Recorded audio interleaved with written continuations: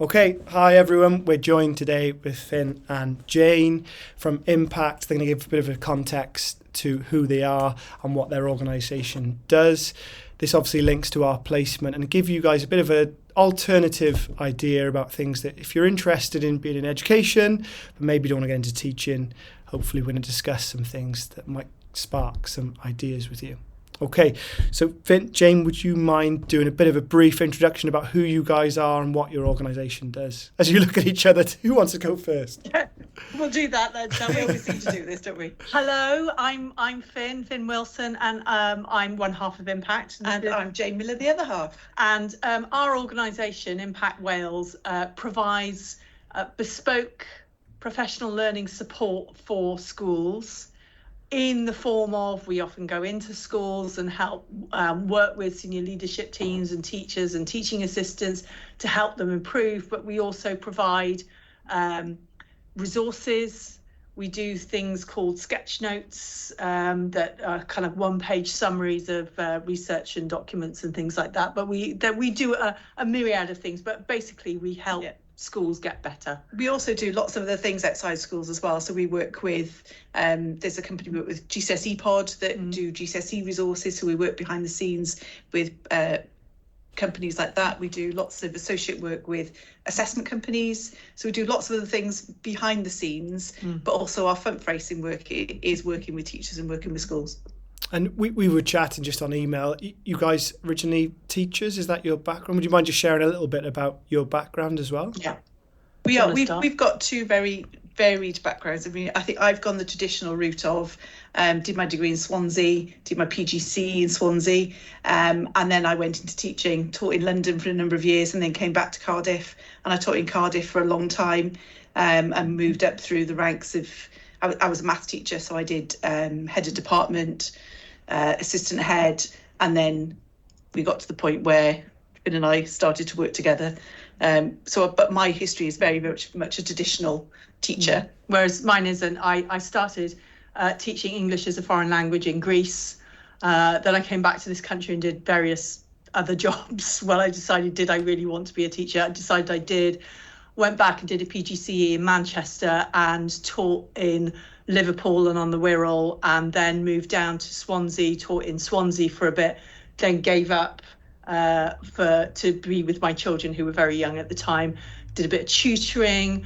Then I got into sport and I did a lot of coaching and training in sport. I ended up being a UK athletics coach education tutor, so I was training coaches, and then reached a point where I kind of realised I wasn't going to have a full-time long-term career in sport, so then went back to teaching, then left teaching again, and actually was working with Jane on a Welsh Government contract, and then when that finished, that's when we set up Impact Wales. So I've had coaching in sport as well as teaching in education.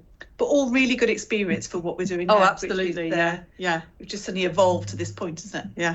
Yeah, I mean, for a number of our students, some are dead set, they want to be teachers. Some aren't really that sure. We've had throughout a lot of our graduates have been coaches as well. Some have actually gone and worked in places like Dubai and foreign language as well. So there's similar pathways.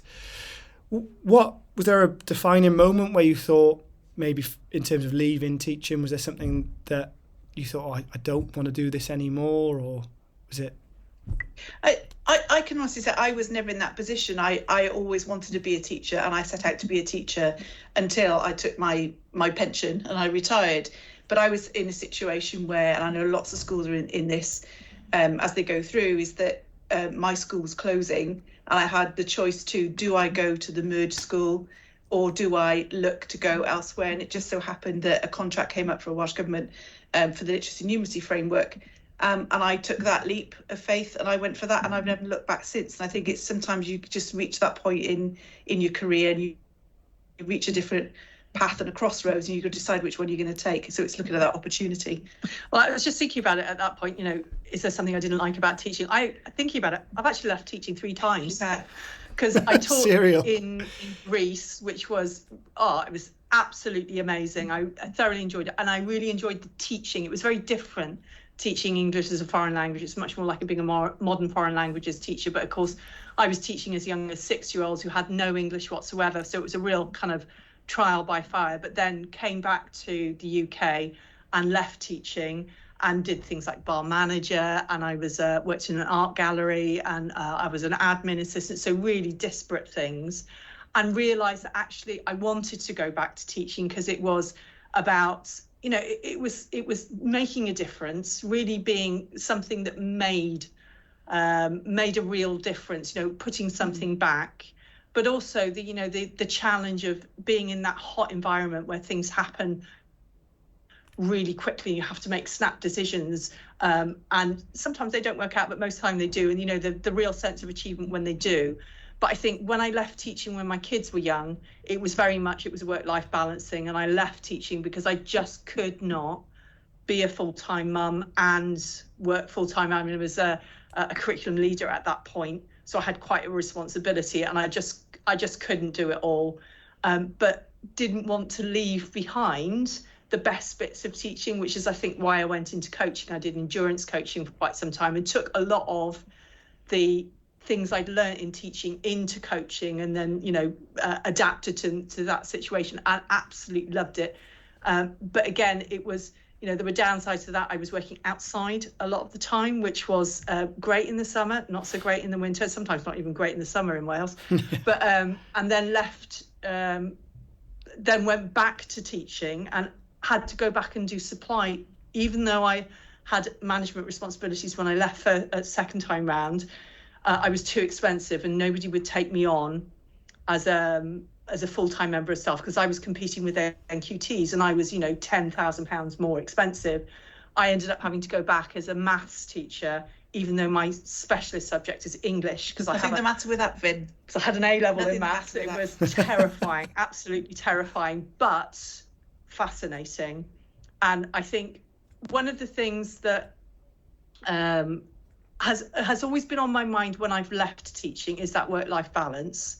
And actually, as an English teacher, marking was just the worst part of the job, and it's so hard because there's physically no way you can do the entire job and do all of the marking as an English teacher. You just wouldn't eat or sleep, you know. So it's always that, how much am I going to do? And I think that was the part of it that made me decide each time I left, right, I'm not going to do that part of it anymore. And I think we've still got, in our current role, we still have the best part of teaching, which is making a difference, standing in front of people. We are absolutely teaching, you know, thinking about the research, making a difference, but without so much of that drudgery of marking. Because honestly, I'm sure every teacher will tell you this, that 80% of marking makes no difference whatsoever. Definitely, yeah. And you know, there's a few points to pick up on there. I could definitely share some of that. I was an English teacher in Korea, so there's a lot of confused Koreans over there now. But yeah, you know, and within that, you've sort of touched on some of the positives as well, and things that you really like. And you know, some of our students watching this will be dead set. They want to be teachers, and that is why they've got into it. They want to make a difference. So you've already sort of mentioned it, but what else did you like about teaching? What were the other aspects of the job that you liked? Or maybe even with coaching, because it's quite similar. And well, funny enough, we were talking about this morning. Obviously, we come prepared, as we always do. Every time we do a podcast, we always go through the points. But it was the one thing that I've really struggled with after leaving the classroom is that sense of community as being part of a school. And I think I was in my last school for nearly 20 years, which is a long time to build that sense of community. And I was at the stage where I was teaching the children of children that I taught their parents. I'd actually taught their parents. And it's that sense of community and seeing things through for the long term and seeing the journey.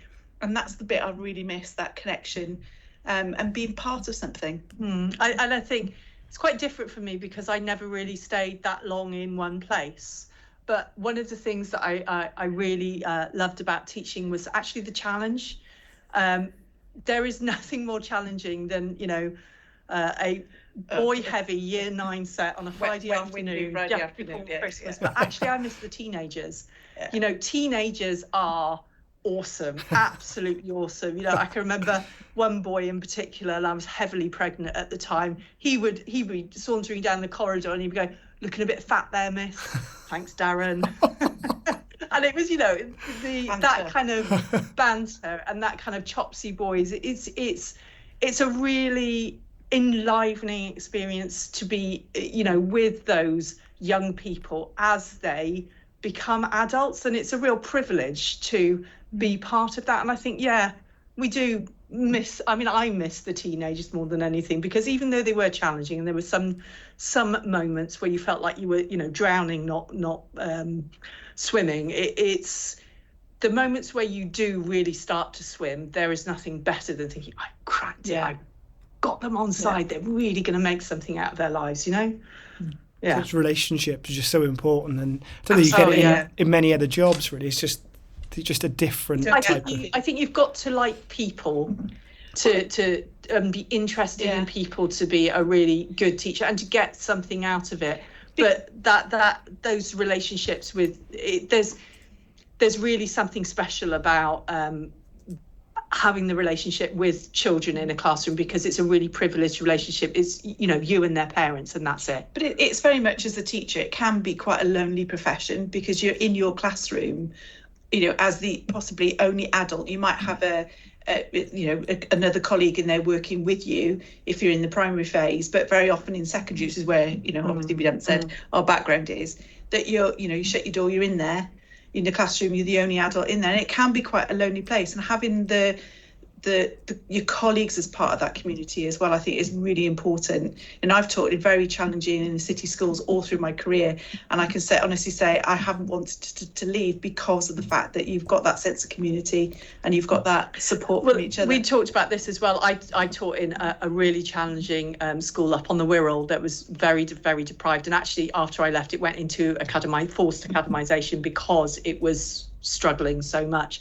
But I then moved to quite an affluent, leafy suburb in Swansea, which is a totally different experience, and how different schools can be, but how different the support can be. And having taught and done, I did a year and a half of supply, a day in, day out kind of supply, because I was kind of halfway between two careers, and saw a lot of very different schools. And actually the schools in the most challenging situations were often the best to work in, the most supportive, and you the learn greatest. So much more in those schools. If you can teach in a tough school, you can teach anywhere, you know. And I mean, supply would be an experience I think every single teacher should do, because there is nothing more demanding than walking in not knowing what subject you're going to teach. I have taught everything from physics to PE to Welsh, really, really diverse range, but you know, knowing how to get the behaviour management sorted literally in 5 minutes, you might never see those children again. Yep.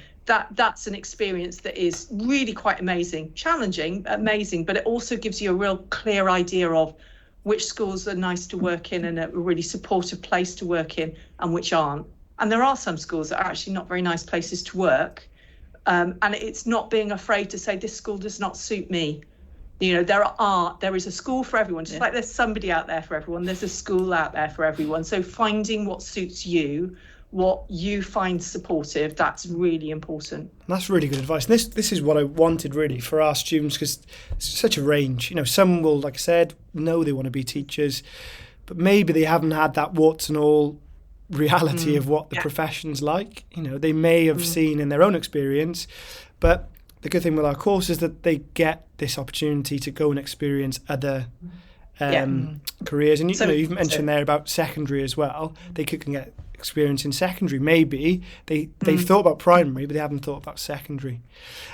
Just obviously with time and everything, the next thing I wanted to talk to you about was the podcast. Quite jealous of a lot of our students because they can go into all these different careers. One of the assessments is they have to make a vodcast. And a lot of them have said, they'd love to get into podcasting. Could you tell us a little bit about podcasting and maybe any tips about... I know one of our graduates actually just set up a podcast and they're being quite successful with it. So that might be something our students are interested in.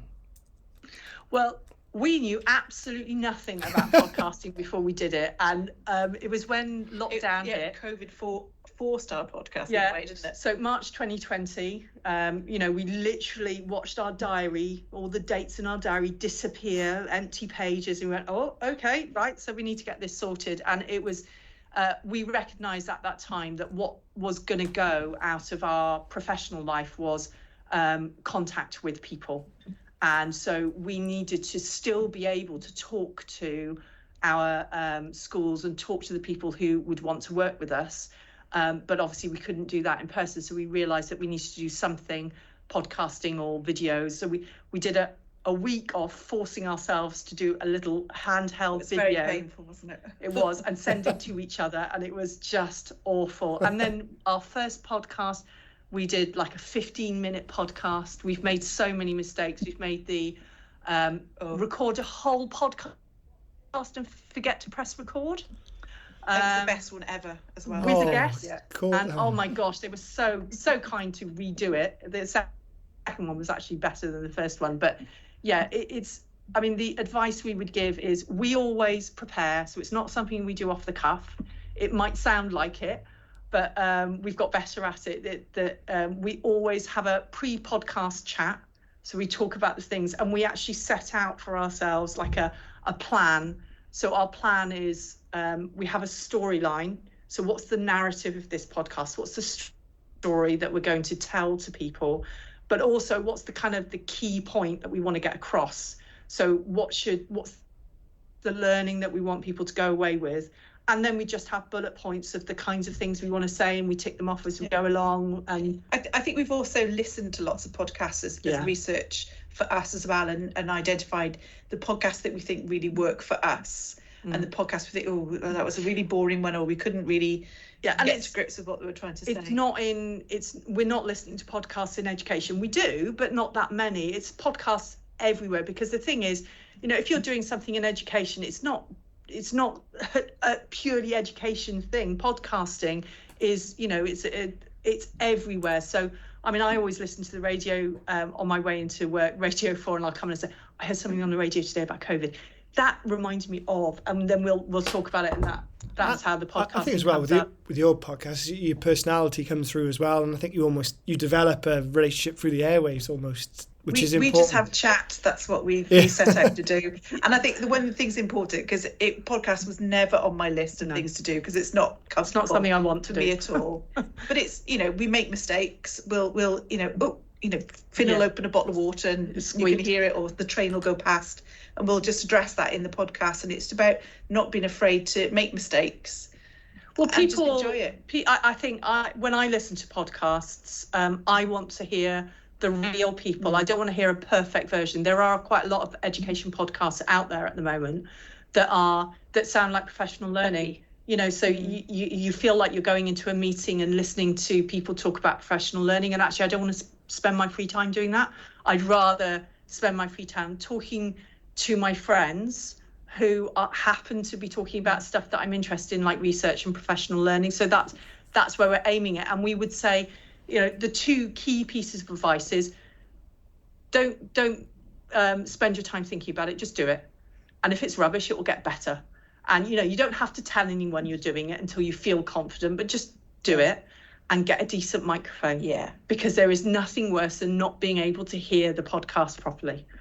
So we got ourselves a decent microphone fairly early on. Showing me up there. That's a big difference. Yeah, it's a very good mic there.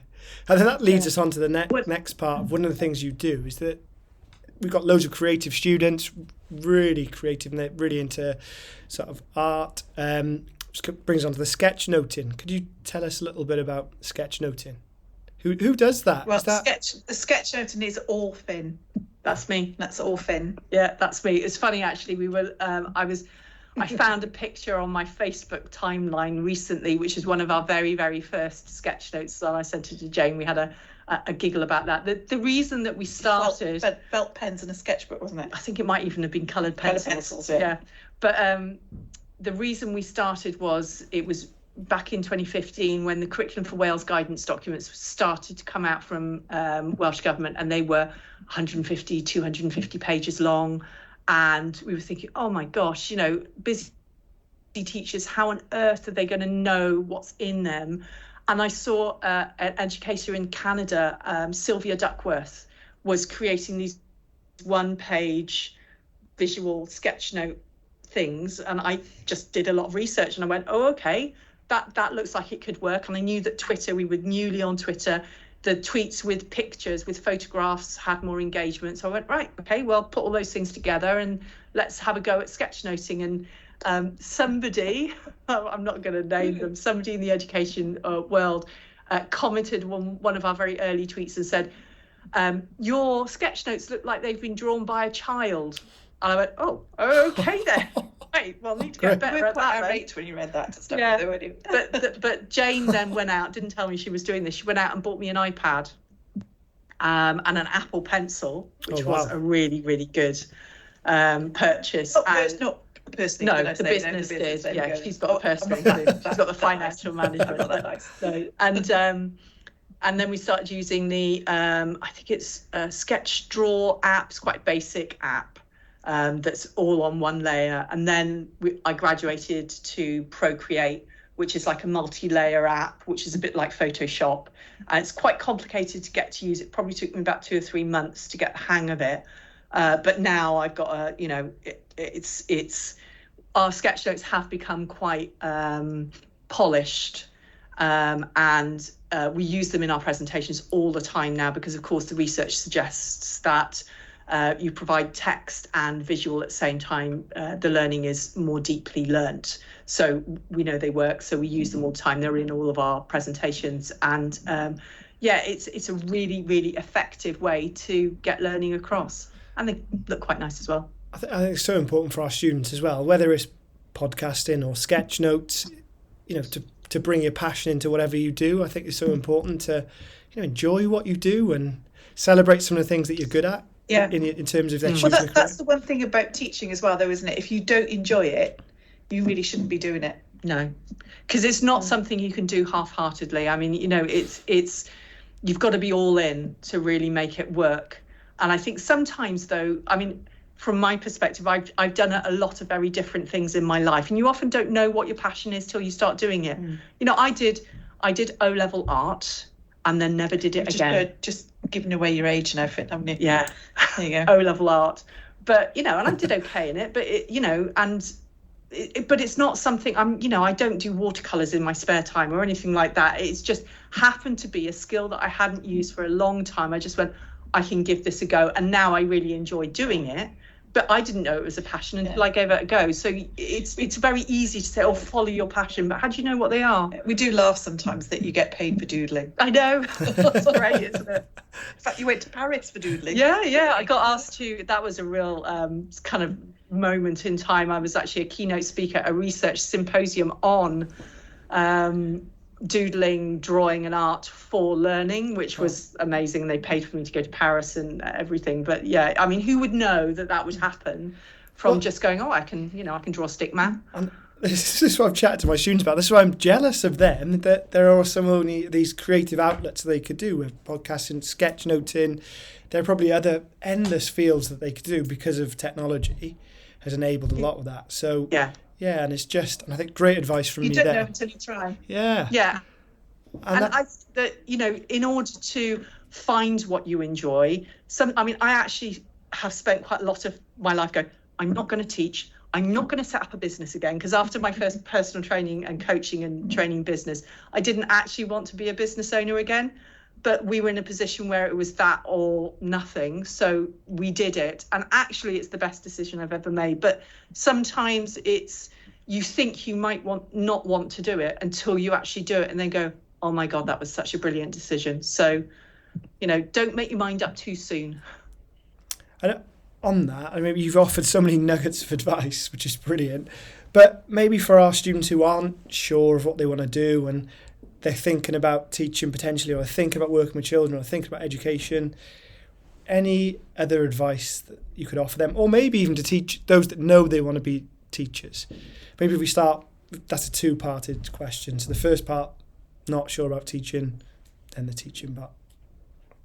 Well, I think you've just got to give it a go and explore. There's if you don't enjoy working with children, then that's the nub of it, isn't it? Then don't go into teaching. But there are lots of jobs around education that you could be exploring and working with. But I think there's got to be that, am I enjoying seeing young people progress and make and get some sort of achievement for what they're doing? And if that's not really where you think you want to be, then you want to have a serious think about whether teaching is the right career for you. But unless you go in and try it, you're not going to know. And I think one of the things about teaching specifically is it can be really daunting standing in front of a class and being the person in control, being the responsible. And I think when you're doing your PGCE year, or when you're doing your training, and that's part of your actual training, that's a really, really tough time in anybody's teaching career.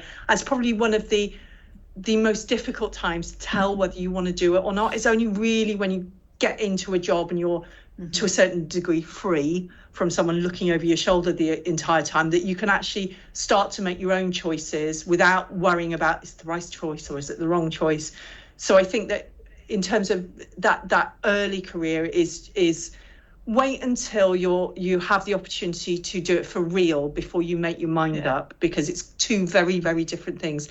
But if you're not, if you're thinking about doing something other than teaching, and we were talking about this morning, is never pass up an opportunity. We have been asked to do all kinds of weird and wonderful things as part of this role. Being on podcasts or interviewing the education minister, or going to Paris, or like recently, we were contacted by a teacher in Turkey who'd recently moved to Germany, Munich, and she didn't have a job, and she was just really liked our stuff. And could she please contact us because she was interested in doing an internship for us? I was like, well, okay, let's contact. She's ended up being a research associate for us, reading books for us, and telling us the kinds of things that she'd like to see in an education sketch note. And Senna is the example of don't do nothing. If you've got a bit of indecision, do something. And she's not currently able to work because I don't think she speaks German, but she's doing something that's keeping her in the profession, keeping her alive. And it's fantastic for us. We've got somebody helping us do things just because they're interested in it. So, have a go, explore. Yeah. Yeah, and I'm at our students, they do have time in the week, whether it's directed study, but they've got the time to go and volunteer in secondary, primary, different organisations, having a go at vodcasting. And there's lots of things, children are anything from literally, babies right through to, 16 or maybe even further ed. So there's so many opportunities. If you see something, if you're offered something, or something catches your eye, just go and try it out, and don't be afraid to say, well, that's not for me. You don't know until you try, and you can think that you might not like it, or you can think that you might like it, but you just don't know until you give it a go. And if you don't like something, don't be afraid to change. Give it a go. But then, there's nothing wrong with saying, when I first started teaching was you were in teaching for life. Yeah. And you knew very few people that would leave before they were 60 and they retired. But now that's completely different. The number of people we've met that were former teachers, but they're using all those skills that you get from the classroom in other careers. I mean, how many skills do we use? Yeah, well, I think I'm a fair example of somebody who's had multiple different careers and still been able to make a success of many of them. So, it doesn't mean you have to stick at one thing for the entirety of your life. Definitely, that's some golden advice there. I'm keeping an eye on the time, so I really appreciate you giving the time. We could chat all afternoon. We won't. How do our students get, if they haven't seen already, how do they listen to your podcast? How do they see your sketch notes? How can they follow your organisation? What's the best ways? Well, I think the easiest way would be to follow us on Twitter. Yeah, at Impact Wales. Or they can log directly onto our website, which is www.impact.wales.